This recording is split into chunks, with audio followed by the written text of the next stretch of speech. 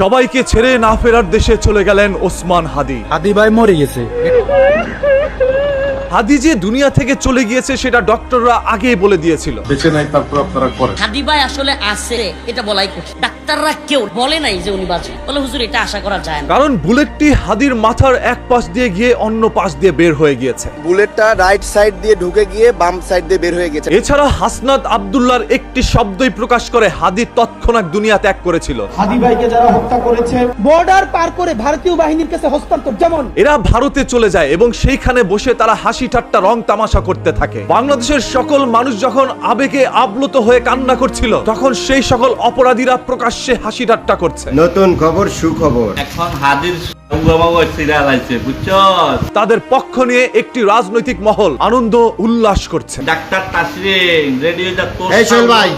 হ্যাঁ, তাদের next target হচ্ছে তাসরিম জারা। এরপর তাদের টার্গেটে রয়েছে হাসনাত আব্দুল্লাহ। নেক্সট টার্গেট কালাফাটা হাসনাত আব্দুল্লাহ। এরপর তাদের তালিকায় রয়েছে এবি পার্টির সাধারণ সম্পাদক ব্যারিস্টার ফুয়াদ। রেডিও যা যখন তাদের তালিকাগুলো একে একে প্রকাশ করা হচ্ছিল, তখনই আমার ভাই হাদি যে অনন্তকালের উদ্দেশ্যে যাত্রা করেছে, আমার ভাই হাদিকে আর খুঁজে পাওয়া যাবে না। হাদিকে যখন সেই ঘাতকরা আক্রমণ করেছিল, তৎক্ষণাৎ ওসমান হাদি দুনিয়া ত্যাগ করে। এর পরবর্তীতে তাকে বাঁচানোর অনেক চেষ্টা করে বাংলাদেশের ডক্টররা। যখন বাংলাদেশে তার চিকিৎসা দিতে ব্যর্থ হচ্ছিল, তখন উন্নত চিকিৎসার জন্য নেওয়া হলো তাকে সিঙ্গাপুরে। ওইখানকার ডক্টররা একটি আশার বাণী ছড়ায়।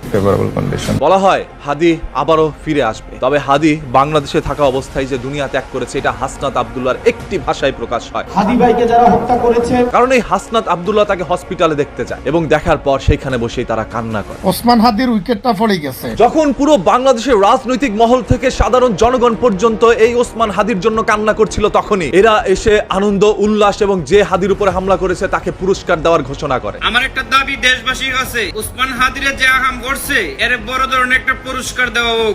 একজন মানুষ কতটুকু হিংস্র হাইনাতে পরিণত হলে এই সকল কথাগুলো বলতে পারে, নিজেরাই চিন্তা করে দেখে। এবং ঠান্ডা মস্তিষ্কে একজন মানুষের জীবন কেড়ে নেওয়া এদের কাছে মামুলি বিষয়। এই ভাই একজন আওয়ামী লীগ খাঁটি। এই ওসমান হাদি এবং তার ভাই বোনেরা আল্লাহ ছাড়া এই জমিনের নিচে আর কাউকে ভয় পায় না। ওসমান হাদি কাউকে ভয় পায় না, এটা যেমন সত্য, তেমনি ওসমান হাদিকে যারা ভয় পায় তারাই ওসমান হাদির জীবন কেড়ে নেয়। এতে আমার এক গাছ বাল ছাড়া গেছে। আজ যে মুখে আমার নিয়ে সমালোচনা করো, কালকে আবার সেই মুখেই আমাকে বাপ ডাকতে হবে। হ্যাঁ, এই সৌদি প্রবাসী আওয়ামী লীগের একজন কর্মী আমি হাজার বছরের শ্রেষ্ঠ বাঙালি শেখ মুজিবের সৈনিক। প্রকাশ্যে দিনের পর দিন তাদের লিস্টগুলো মানুষের সামনে সম্প্রচার করছে। নেক্সট টার্গেট কালাফাটা হাসনাত আব্দুল্লাহ। কোথা থেকে কি হয়ে যাবে কেউই বলতে পারে না। এইগুলো জানার পর শোনার পরও সৌদি আরবে কি এমন কোন একজন বাংলাদেশি নাই যে এর বিরুদ্ধে কোনো ব্যবস্থা নিতে পারেন? তো ওই যে গর্ত থেকে বের হইছে, মানে গর্ত থেকে যারা বের হইছে কয়েকটা খুঁজে পান কিনা দেখেন।